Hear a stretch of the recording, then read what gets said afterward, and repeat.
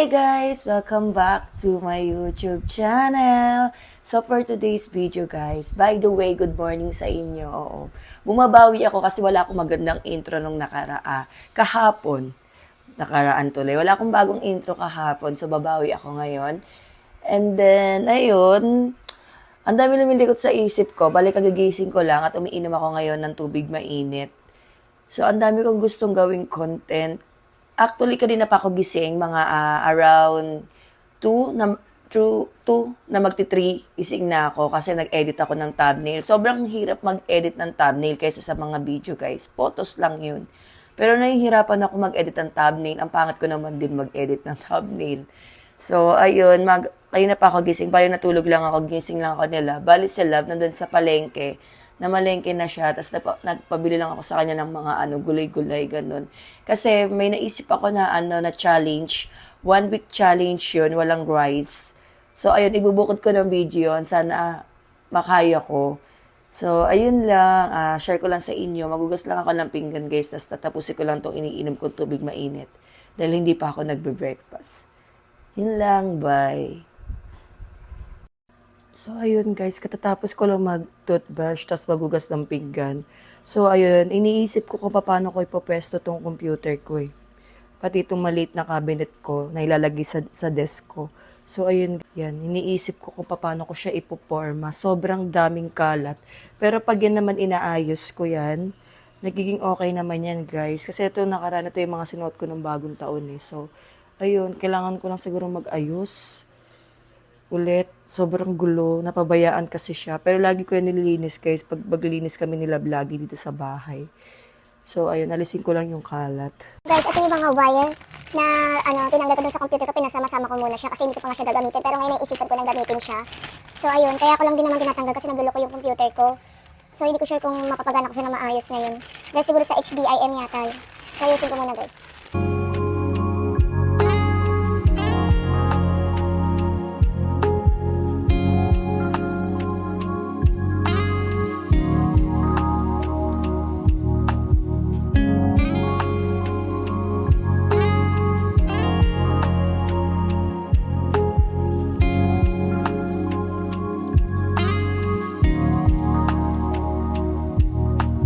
So, ayan guys, ganyan yung itsura niya.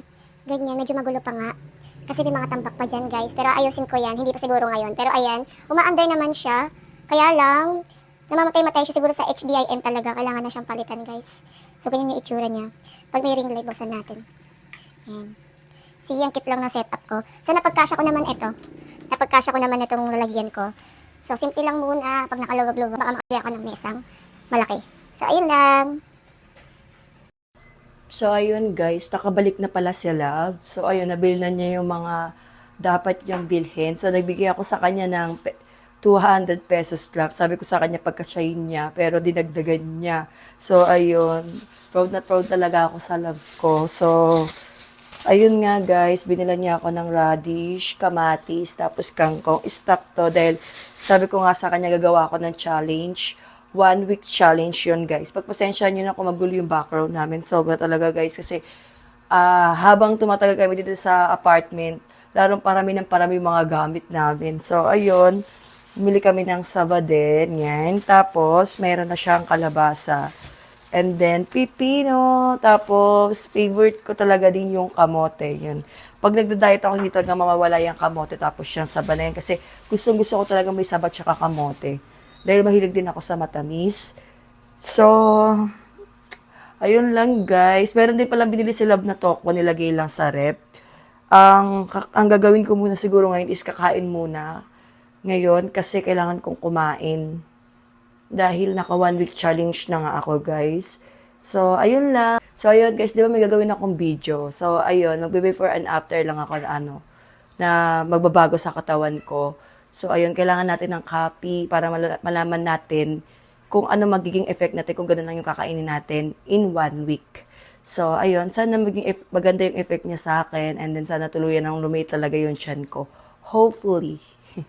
So, ayun guys, papakita ko lang sa inyo yung before. Kasi wala pa tayong after dahil mag-i-start pa lang tayo ngayon. So, ayun guys. Yan yung tiyan ko. Yan. So, may bilbil ako.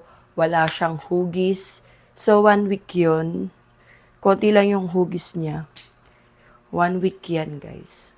Tingnan natin kung may mababago kung wala tayong 1 week rice. So, ayun guys, papakita ko na lang sa inyo yung kakainin ko for today. Yan, egg, and then itong salad, vegetable salad na may Caesar salad, guys. This one. Wait. Ayan, may Caesar salad. So, yan lang yung kakainin ko for today. Breakfast ko to, guys. Breakfast. So, pakita ko. Para magkaroon tayo ng pics. This one.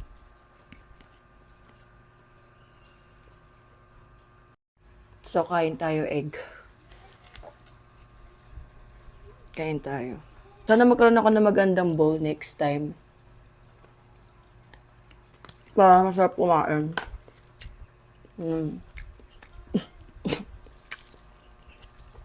Inubo kasi ako. Haluin natin yung salad.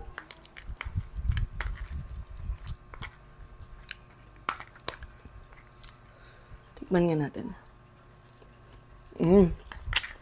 So, Ang sarap naman nito.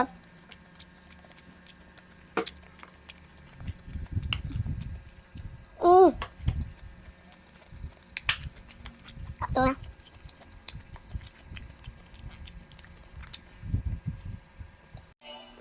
So, ayun guys, tapos na akong kumain. Nagalang ako ng kamote. So, wait, baka ma-copyright tayo. So, ayun guys, naglaga lang ako ng kamote again. Ayan. Isa lang nilaga ako kasi ako lang naman ang kakain. Hindi ko alam kung uuwi sila, pero ang napag-usapan yata namin, hapon pete siya uuwi kasi may luto siya. So, ayun, gagawan ko lang ng tubig si Arian. Lalagyan ko ng dextrose powder. Lagi ko siya nilalagyan ng dextrose powder ngayon kasi meron nga siyang mens. Ayun, baka ma-stress siya ulit. So, ayun, inaagapan ko guys kasi mahirap na. Baka mamaya magkasakit na naman siya. So, ayun, titimpla ko lang siya ng dextrose powder guys. And then, babalik ko. Bye! So, ayun guys, papakita ko sa inyo yung review ko sa TikTok. Yan, inayos ko lang siya, yan. Dito ko ilalagay yung carrots, tapos dito ko lalagay yung apple. Yan, kapag nakagawa ko ng juice. Bali, ito yung juicer na binili ko, parang 1,000 plus lang yung bili ko dito guys. Napakamura lang niya. Affordable talaga at budget. So, ayun, i-review ko kasi siya. So, ayun guys, success naman yung pagkakagawa ko dun sa juicer. Yun, medyo hinagard lang talaga ako, medyo kinabahan ako kasi baka mamaya pumalpak siya, tas ulit. Yun lang naman ang gulay ko, tsaka prutas ko. So, ayun guys, ganito yung itsura niya. Nagkaroon siya ng mugmug. So, kailangan ko siyang linisin. Yan, kailangan ko siyang linisin. So, hindi ko na naipakita yung apple na ginawa ko. Naubos ko na siya kasi ang sarap talaga pag purong apple talaga, na walang timpla. Ang sarap talaga niya, guys. Nagustuhan ko talaga yung ginawa ko ngayon. Grabe, nairaos ko na naman. Thank you, Lord. Hindi niya pa ako pinapabayaan. So, ipapakita ko sa inyo yung nakalagay sa tumbler na carrots. Tapos, ilagyan ko lang din siya ng celery. So, ayun. Nilagay ko siya sa rep kasi baka masira siya. Sobrang puro talaga niya. Wala siyang mugmog. So, ayun. Lagalagin lang natin, guys. Alam naman natin ang carrots is makulay talaga. So, ayun. Ang sarap niya. Ang tamis niya kahit may celery siya. So, this is my lunch, guys. Yan yung pang lunch ko. And then, lalagyan ko lang siya ng stevia. Asukal yan, guys. Sugar po yan. So, yan. Healthy sugar, kaya lang medyo pricey siya, guys. So, ayun. Lalagyan ko lang nito. Masarap to. Parang asukal lang, ganun. So, dahil nagda-diet nga tayo, isa lang kailangan natin nito. Hindi tayo pwede magmarami nito kasi matamis pa din naman to. Pero healthy naman to. So, ayun. Kamote, tapos saba. Kain.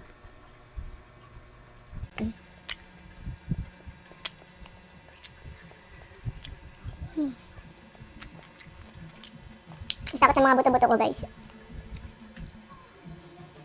Pag kayo nagda-diet, guys, huwag kayo daw nagpapagutom kasi anytime na, every time na nag-diet kayo, or every time na nagpapagutom kayo, lalo tumataas yung chance na magutom kayo kapag hindi kayo kumakain agad. Ganun guys. Nakita ko sa inyo guys. Ayan. Ugas na sila.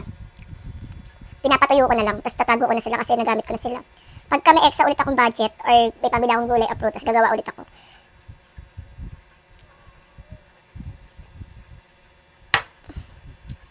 Ayoko na medyo malambot sa kamote, gusto ko sakto lang yung pagkakalaga.